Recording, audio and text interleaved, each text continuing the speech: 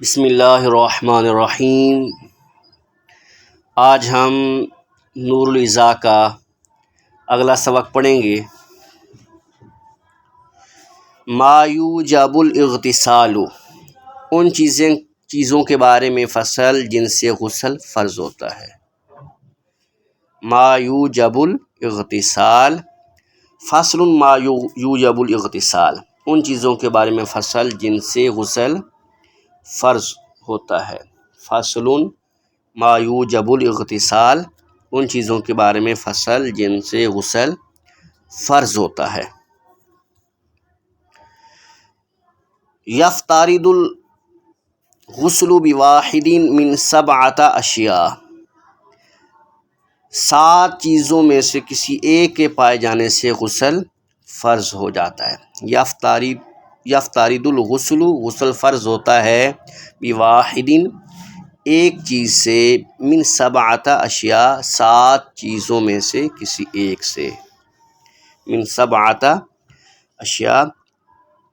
7 چیزوں میں سے کسی ایک کے پائے جانے سے غسل فرض ہوتا ہے۔ یعنی اگر سادے لفظوں میں ترجمہ کریں تو یوں کہیں گے کہ 7 چیزوں سے غسل فرض ہوتا ہے۔ کتنی چیزوں سے غسل فرض ہوتا ہے؟ 7 چیزوں سے غسل فرض ہوتا ہے۔ نمبر 1، خروج المنی الی ظاہر الجسد اذا انفصل عن مقرہ بشہوۃ من غیر جماع۔ خروج المنی، منی کا خارج ہونا، منی کا خارج ہونا، الی ظاہر الجسد، ظاہر جسم کی طرف، ظاہر جسم کی طرف منی کا خارج ہونا۔ اذا انفصل، جب وہ جدا ہو، عن مقرہ، اپنی قرارگاہ سے، اپنی جگہ سے، جب وہ خارج ہو، بشہوۃ، شہوت کے ساتھ۔ جب منی اپنی جگہ سے، اپنی قرارگاہ سے شہوت کے ساتھ جدا ہو تو اس سے غسل فرض ہو جاتا ہے، من غیر جماع، بغیر جماع کے، بغیر جماع کے۔ جماع کا مطلب سمجھ رہے ہیں نا آپ؟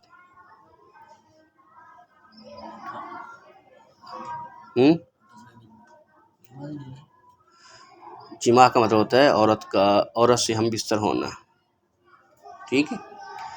ہم بستری کہتے ہیں اس کو۔ تو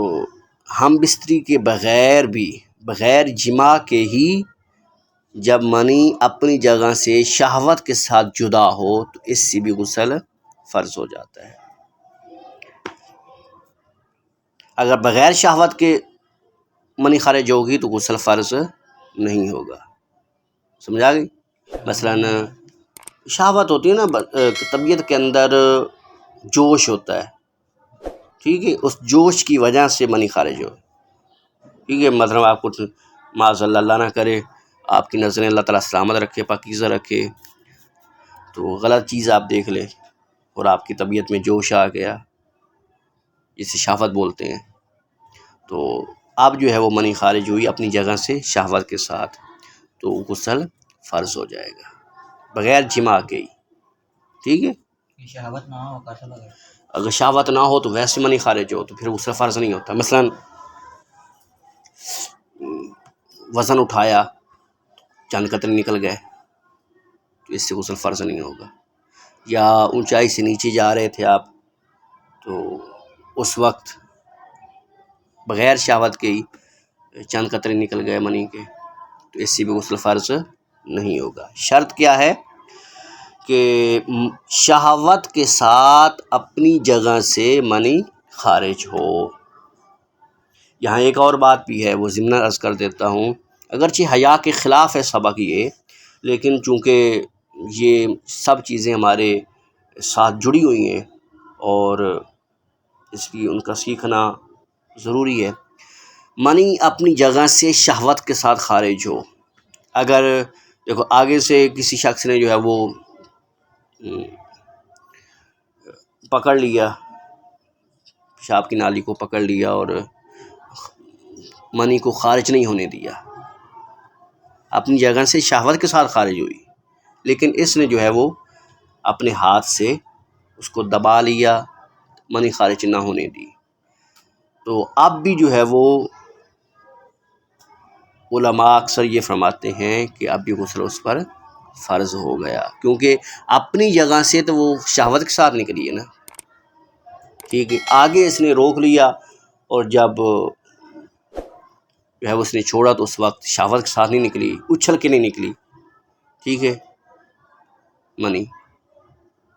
تو، لیکن چونکہ اپنی جگہ سے تو شہوت کے ساتھ نکلی تھی، اس لیے علماء یہ فرماتے ہیں کہ اب بھی غسل اس پر فرض ہے۔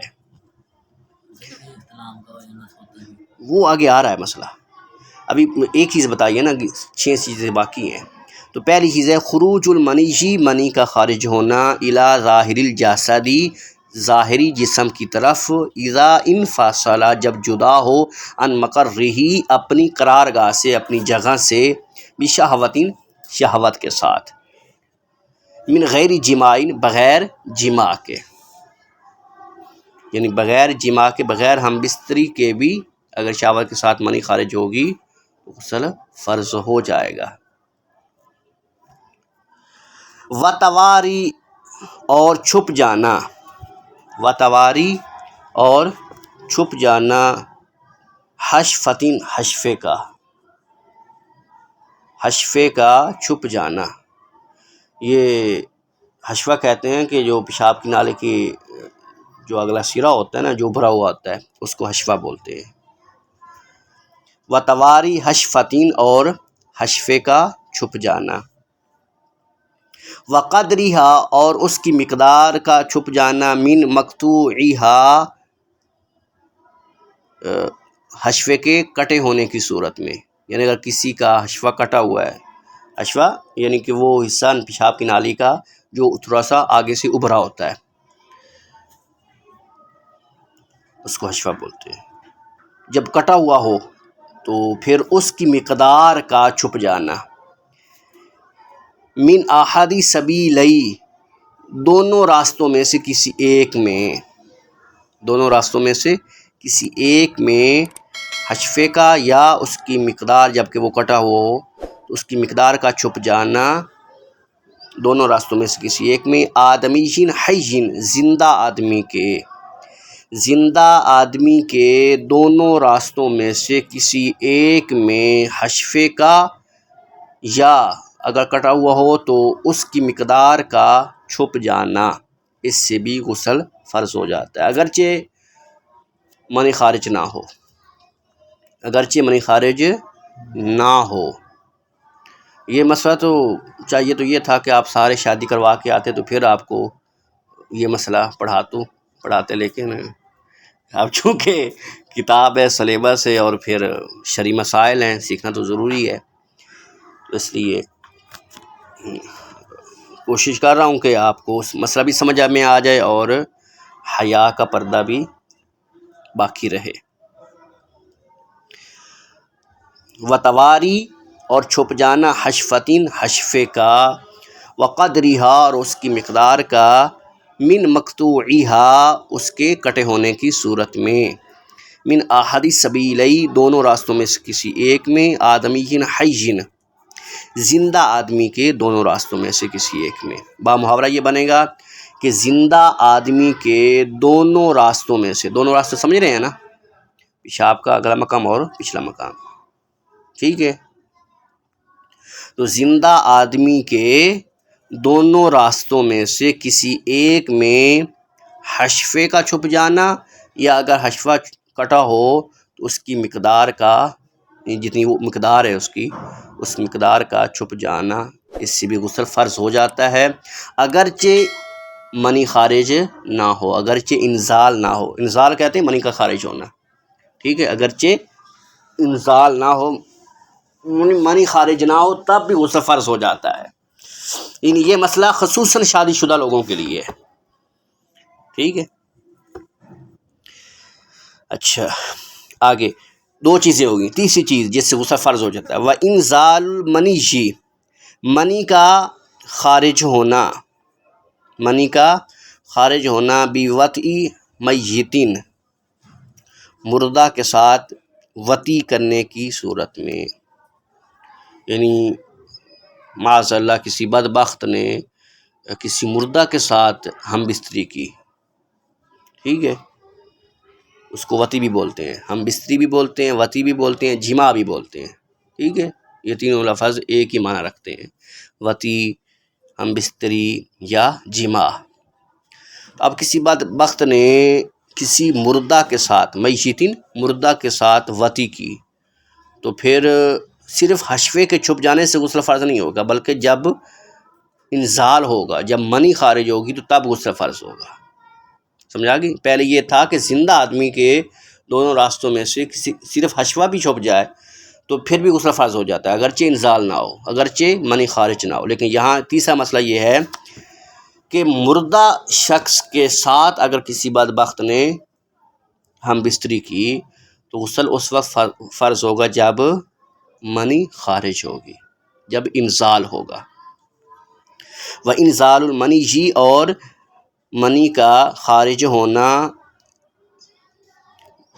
بوطئی میتین مردہ کے ساتھ وطی کرتے ہوئے، اس سے غسل فرض ہو جاتا ہے۔ و بہیمتین، یا حیوان کے ساتھ، چوپائے کے ساتھ، یعنی کسی بدبخت نے کسی جانور کے ساتھ جو ہے وہ معاذ اللہ یہ فعل کیا تو بھی اس وقت غسل فرض ہوگا جب انزال ہوگا، یعنی منی خارج ہوگی۔ چوتھی چیز، ووجود ماء رقیق، پتلے پانی کا پایا جانا، ووجود اور پایا جانا ماء رقیق، پتلے پانی کا پایا جانا، بعد النوم، سونے کے بعد، سونے کے بعد پتلے پانی کا پایا جانا، اس سے بھی غسل فرض ہو جاتا ہے۔ اذا لم یکن ذکرہ منتشرا، جب کہ نہ ہو اس کا ذکر منتشر، اس کا ذکر یعنی پیشاب کی نالی کو ذکر کہتے ہیں، اعلیٰ تناسل بھی کہتے ہیں اور ذکر بھی کہتے ہیں۔ ذکرہ، اس کا ذکر جب منتشرن، منتشر نہ ہو یعنی اکڑا ہوا نہ ہو، قبل النوم، سونے سے پہلے، جب سونے سے پہلے اس کا ذکر منتشر نہ ہو تو پھر سونے کے بعد پتلے پانی کا پایا جانا، اس سے بھی غسل فرض ہو جاتا ہے، اسے احتلام بولتے ہیں، اسے کیا کہتے ہیں؟ احتلام، اس سے بھی غسل فرض ہو جاتا ہے۔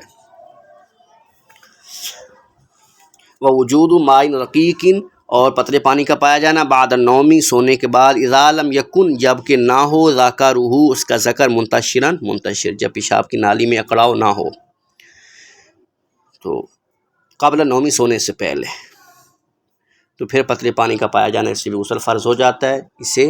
احتلام کہتے ہیں، یعنی احتلام سے بھی غسل فرض ہو جاتا ہے۔ یہاں ایک مسئلہ جو ہے وہ ضمناً عرض کر دیتا ہوں، وہ یہ ہے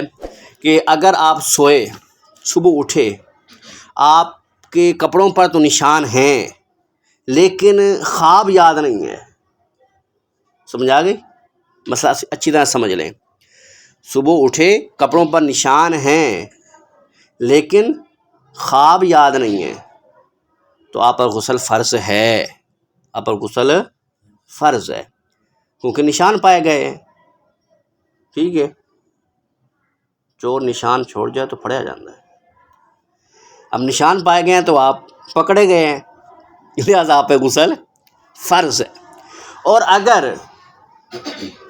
آپ کو خواب یاد ہے، لگتا ہے کہ کچھ ہویا سی خواب میں، لیکن کپڑوں پر کوئی نشان نہیں ہے، اچھی طرح آپ نے تسلی کی، کپڑوں پر کوئی نشان نہیں، لیکن خواب یاد ہے، کچھ لگتا ہے کہ کچھ ہویا سی، کپڑوں پہ نشان نہیں ہے، تو آپ پہ غسل فرض نہیں ہے، سمجھا گئی؟ کپڑوں پہ نشان نہ ہو، اگرچہ خواب یاد ہو تو غسل فرض نہیں ہے، اگر کپڑوں پہ نشان ہو، چاہے پھر خواب یاد نہ بھی ہو، تو بھی غسل فرض ہے۔ نشان پایا جائے تو غسل فرض ہے، نشان نہ پایا جائے تو غسل فرض نہیں ہے۔ اچھا، اگلا، ووجود بالالین، طریقہ پایا جانا ظنہ منیًا، جب کہ اسے وہ منی گمان کرے، ظنہ اس کو گمان کرے، منیًا منی، طریقہ پایا جانا جس کو وہ منی خیال کرے، گمان کرے، بعد افاقتہ من سکر و اغماء، نشے اور بے ہوشی سے افاقے کے بعد، یعنی کوئی بے ہوش ہو گیا یا اس نے نشہ کیا، تو نشے کے بعد یا بے ہوشی کے بعد جب اسے افاقہ ہوا، یعنی نشہ ختم ہوا یا بے ہوشی ختم ہوئی، تو اس نے اپنے کپڑوں پر تری دیکھی، ٹھیک ہے، کپڑوں سے مراد یہ ہے کہ شلوار کا وہ حصہ، ٹھیک ہے، تو اب وہاں پر تری دیکھی تو غسل فرض ہے، جس کو یہ منی گمان کرے،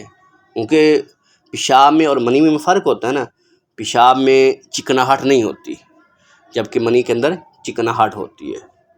سمجھ آ گئی؟ تو اب اس نے دیکھا کہ یہ جو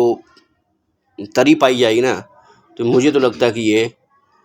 منی ہے، یعنی اس کو گمان یہ ہے کہ یہ منی ہے، تو اس پر غسل فرض ہے۔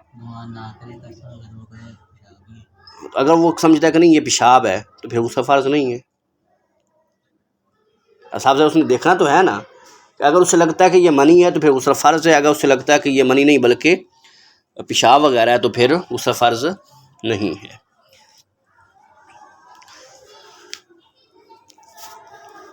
تو وجود بالالین، اور طریقہ پایا جانا ظنہ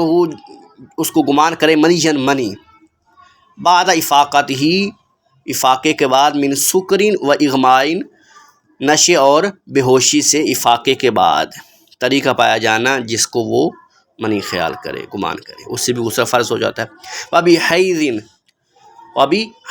اور حیض کے ساتھ بھی غسل فرض ہو جاتا ہے، عورت کے ساتھ یہ مسئلہ جڑا ہے۔ و نفاس، اور نفاس کے ساتھ بھی غسل فرض ہو جاتا ہے۔ تو یہ 7 چیزیں ہو گئیں جن سے غسل فرض ہوتا ہے۔ ولو حاصلت الاشیاء المذکورہ، اگرچہ یہ اشیاء مذکورہ جن کو بیان کیا گیا ہے، وہ چیزیں اگرچہ پائی جائیں قبل الاسلامی، اسلام سے قبل، اگرچہ ابھی بندہ مسلمان نہیں ہوا، اسلام نہیں لایا، تو بھی یہ چیزیں پائی گئیں تو اس پر غسل فرض ہے۔ ولو حاصلت الاشیاء المذکورہ، اگرچہ پائی جائیں اشیاء مذکورہ یعنی جو چیزیں ذکر کی گئی ہیں، بیان کی گئی ہیں، اگرچہ مذکورہ چیزیں پائی جائیں قبل الاسلام، اسلام سے قبل، پھر بھی غسل فرض ہوگا، فی الاصح، اصح قول کے مطابق، اصح قول کے مطابق اس پر غسل فرض ہے۔ وَيَفْتَرِضُ تَغْسِيلُ الْمَيِّتِ کفایةً، اور میت کو غسل دینا فرض کفایہ ہے، میت کو غسل دینا فرض کفایہ ہے۔ تو آج اس کا سبق مکمل ہوا، کل انشاءاللہ اس سے آگے پڑھیں گے۔